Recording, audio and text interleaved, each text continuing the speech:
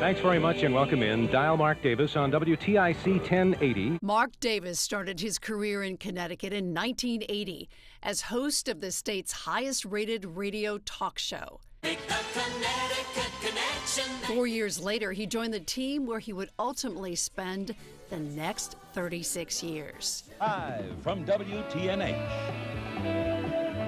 This is Connecticut's Action News at 5:30 with Mark Davis, Diane Smith, and Jeff Fox with the weather. Co-anchoring the news at Channel 8, all while maintaining his radio gig. There's one thing different about this show tonight. We're live on the Action News Starcam. We're here to salute this grand treasure. In 1989, Mark moved full-time to covering politics and government in Hartford. The following year, he was nominated for an Emmy as Best TV Anchor in New England and received an Emmy for his coverage of the 1990 gubernatorial election. The next year, 2 Emmys for his coverage of the state political battle over the imposition of an income tax. And good morning at 6 a.m. A decision was made to bring Mark back to the anchor desk to launch the state's first full-length morning newscast. Buongiorno, signoras and the state's first weekend morning news show. From the Polish National Home in Hartford, where a huge victory party is wrapping up. Then he was called upon to cover major events at the state capitol after 2 years on morning shows and was appointed chief capital and political correspondent. My time covering politics for News 8 is something that I'll never forget. I even got to go on the presidential campaign trail when Joe Lieberman ran for vice president. Before the word came down. That major career highlight coming in 2000 when Mark got the big scoop. When Senator Lieberman left on a jet, became Gore's running mate, and then talked about how he felt. Mark Davis had the story. Covering the campaign trail in a grueling stretch of long days, late night flights, and very little sleep. Even at this very late hour, the Lieberman's day is hardly over. After appearances in Maine and New Hampshire, they moved on to a very late rally in Erie, Pennsylvania. A relationship maintained throughout the years, despite Lieberman never making it to the White House. I have to believe that the highlight of your career in politics was running for vice president with Al Gore.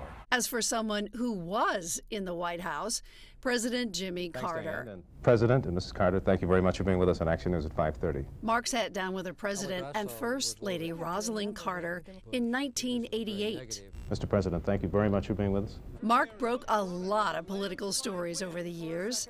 One of the biggest? News Channel 8 has confirmed that Governor John Rowland will resign from office this evening at 6 o'clock. The resignation of Governor John Rowland.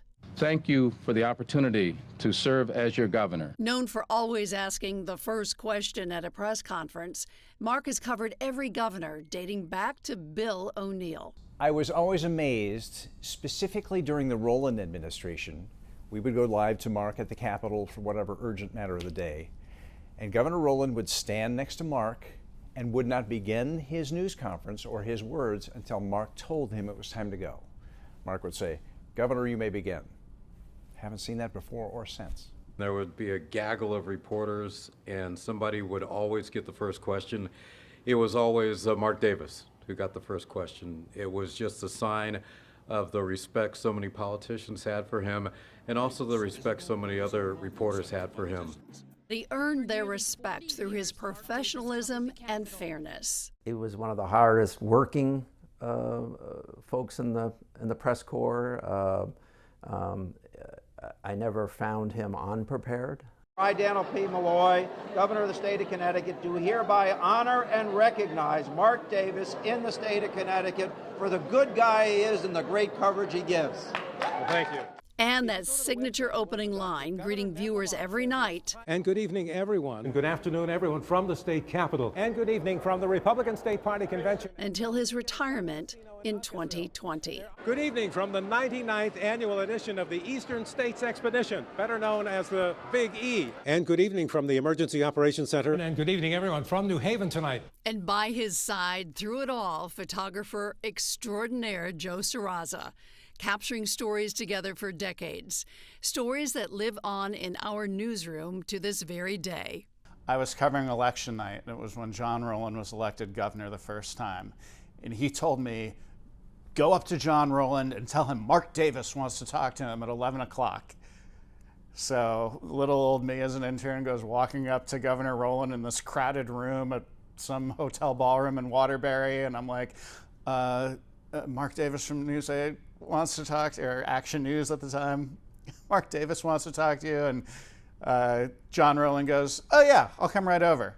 And I kind of knew, then that Mark had that sort of gravitas that when he wanted to talk to someone, they were going to talk to him. Talking to politicians, asking the tough questions, and getting answers for our viewers. The likes of himself are not likely to reappear.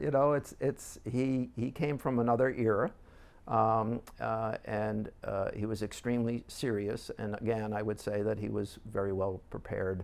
I don't think he ever asked a question that he didn't have a hunch the answer would be. Mark Davis, husband, friend, and the chief of Connecticut politics, you will be so missed.